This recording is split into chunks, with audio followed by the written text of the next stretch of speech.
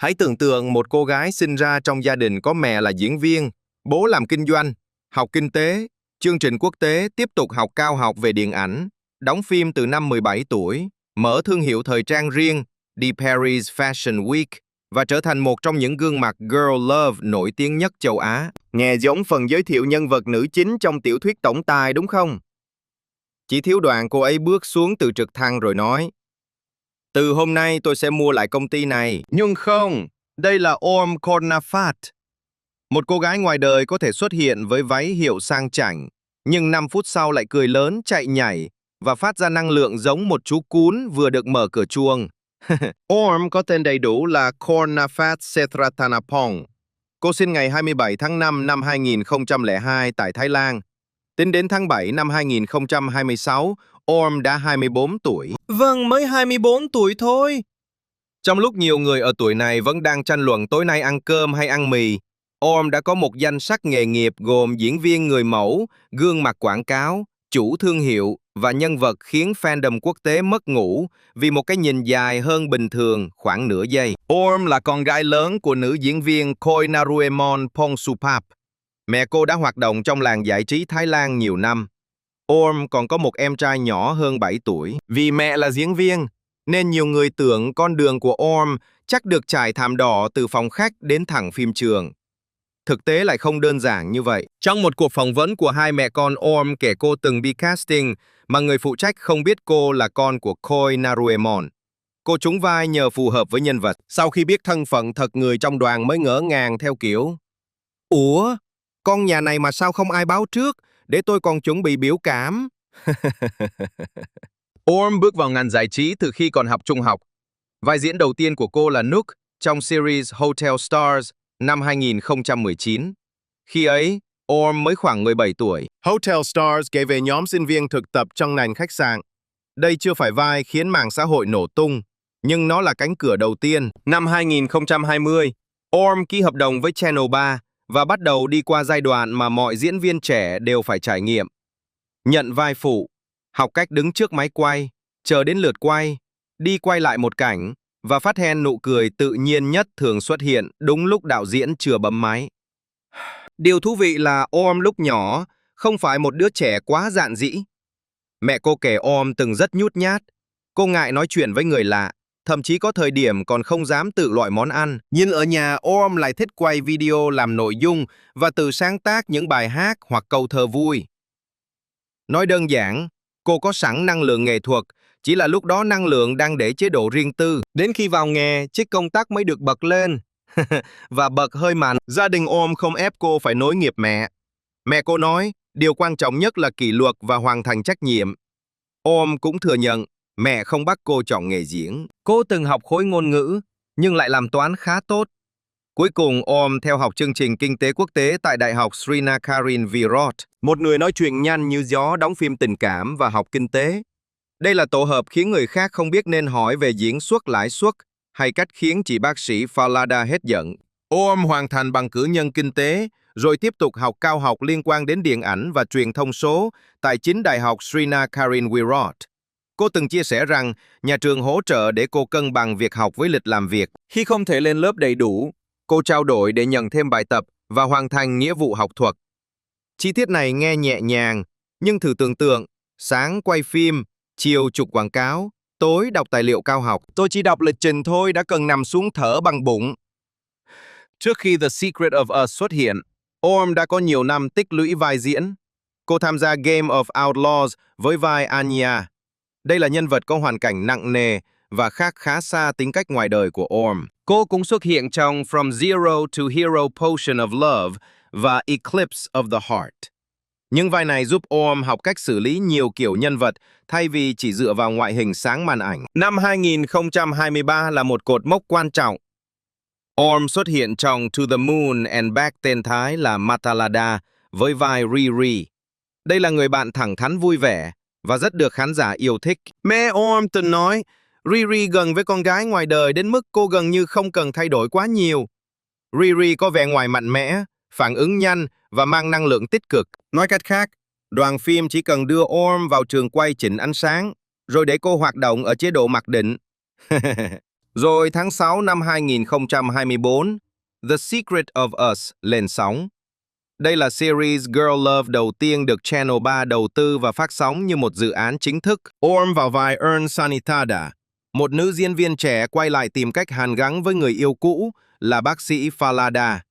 Linh Linh Kwong đảm nhận vai Falada, một người mang vẻ lạnh lùng tiết chế. Một người chàng năng lượng chủ động và sẵn sàng đập cửa trái tim người yêu cũ đến khi bán lề xin nghỉ việc. Cốt truyện tình cũ gặp lại không phải phát minh mới của loài người. Từ phim truyền hình đến nhóm chat lớp cũ đều đã chứng minh quá khứ rất thích quay lại. Điểm khiến The Secret of Us bùng nổ là chemistry giữa Linh Linh và Orm. Linh Linh diễn bằng ánh mắt và khoảng lặng.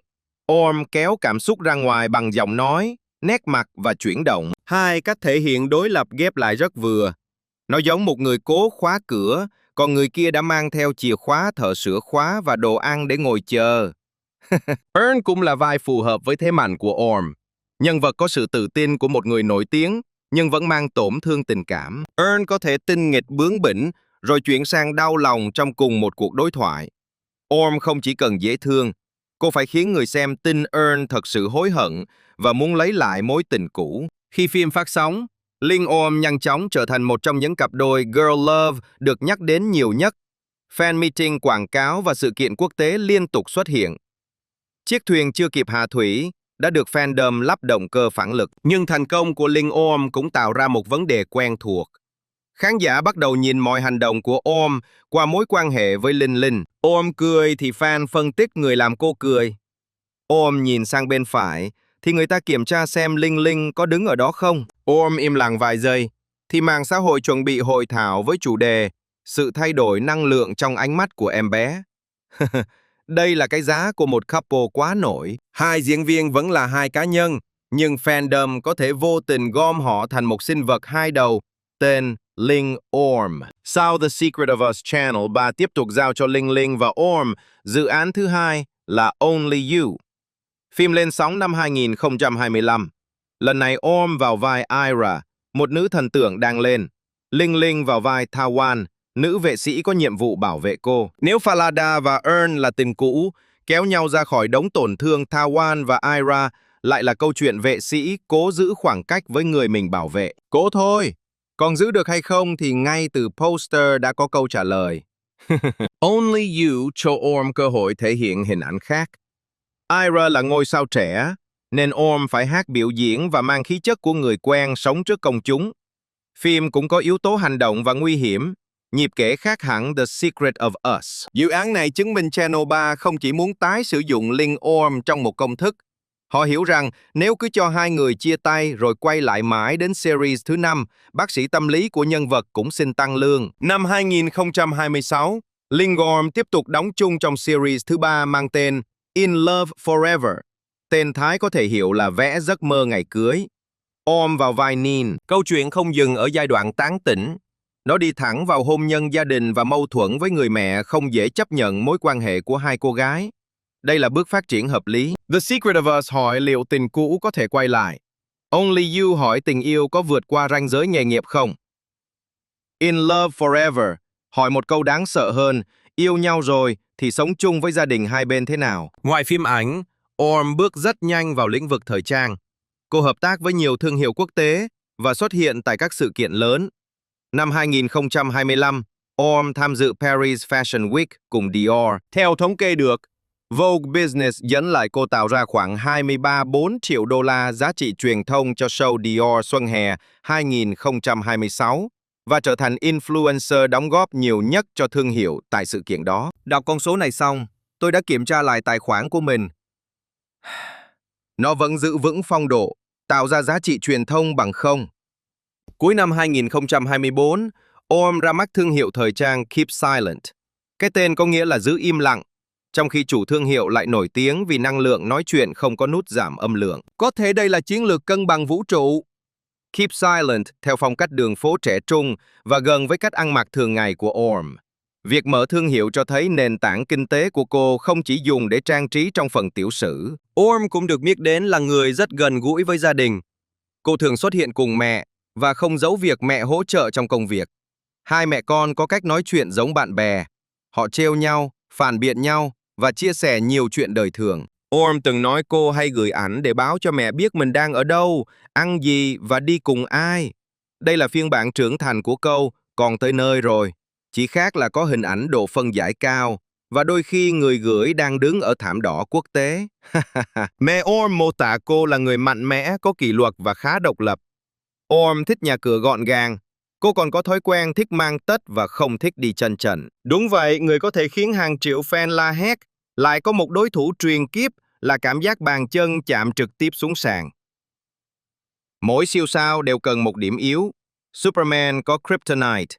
Orm có nền gạch không kèm tất. Sự nổi tiếng cũng khiến Orm gặp những tình huống áp lực.